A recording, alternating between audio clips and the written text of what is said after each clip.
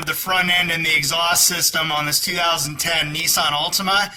And the customer told me maybe 6 months ago or less, she got some exhaust work done, a new cat converter and a new downpipe here and a new resonator, and it looks like some of the back downpipe here was replaced to the exhaust.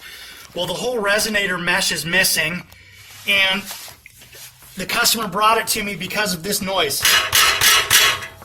So I just wanted to say that this is just a video to caution people where you get your work done. Make sure you do your due diligence and get a real shop that does muffler repair that are not Mickey Mouse. Check them out on Google, check them out on Yelp.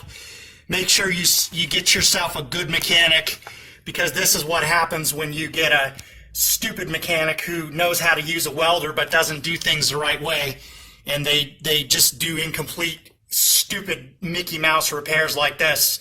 So the guy's a moron, whoever did this work.